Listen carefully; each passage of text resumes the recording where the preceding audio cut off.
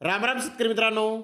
मित्रांनो, कांद्याची आवक सध्या वाढलेली आहे आणि या वाढलेल्या आवकेमुळे कांद्याचे दर सध्या खूप मोठ्या प्रमाणामध्ये पडलेले आहेत. तर मित्रांनो, काय नेमकी परिस्थिती आहे आणि येणाऱ्या 15 दिवसामध्ये कांद्याचे दर कसे असू शकतात, याबाबत पुणे गुलटेकडी येथील कांदा व्यापारी रितेश पोमन यांनी थोडीशी माहिती ही दिलेली आहे. या व्हिडिओमध्ये अगदी थोडक्यात आपण ती जाणून घेणार आहोत.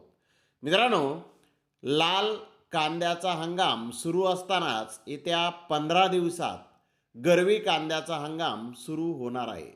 त्यामुळे मागणीच्या तुलनेत बाजारात कांद्याची आवक अधिक असणार आहे आणि त्यामुळे पुढील काही दिवस कांद्याचे घटलेले दर स्थिर राहणार असल्याचा अंदाज व्यापारी रितेश पोमन यांनी व्यक्त केलेला आहे.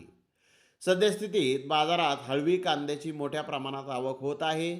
त्यातच पोषक हवामानामुळे कांद्याचे उत्पादन हे वाढलेले आहे. शेतकऱ्याकडे अधिक प्रमाणात कांदा शिल्लक असताना नवीन कांद्याचा हंगाम लवकरच सुरू आता होणार आहे.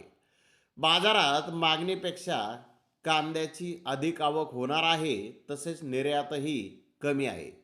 त्यामुळे कांद्याचे दर वाढण्याची शक्यता कमीच आहे. कदाचित कांद्याची आवक वाढल्यास दरात आणखी घट होण्याची शक्यताही पोमन यांनी वर्तवली आहे. बाजारामध्ये सध्या श्रीगोंदा, कर्जत, जामखेड, करमाळा, शिरूर आणि पुरंदर या भागातून आवक ही पुणे गुलटेकडी येथे होत आहे. दक्षिण भारतातून कांद्याला मागणी असते, मात्र पोषक हवामानामुळे दक्षिण भारतातही कांद्याचे उत्पादन वाढलेले आहे आणि त्यामुळे दक्षिणेतून कांद्याला होणारी मागणी कमीच आहे. मध्य प्रदेश, राजस्थान, गुजरात आणि उत्तर प्रदेशातही कांद्याचे पीक चांगले आहे, त्यामुळे तेथूनही मागणी नाही. या एकूणच कारणामुळे कांद्याचे दर वाढण्याची शक्यता कमीच असल्याचे रितेश पोमन यांनी सांगितलेले आहे. तर मित्रांनो, व्यापारी रितेश पोमन यांनी ही माहिती दिलेली आहे. मित्रांनो, आपलं नेमकं मत काय आहे? आपल्या भागामध्ये कांद्याची परिस्थिती काय आहे? सध्या कांदा काढणीला किती आहे आणि येणाऱ्या दिवसामध्ये कांद्याची आवक कमी होऊ शकते का?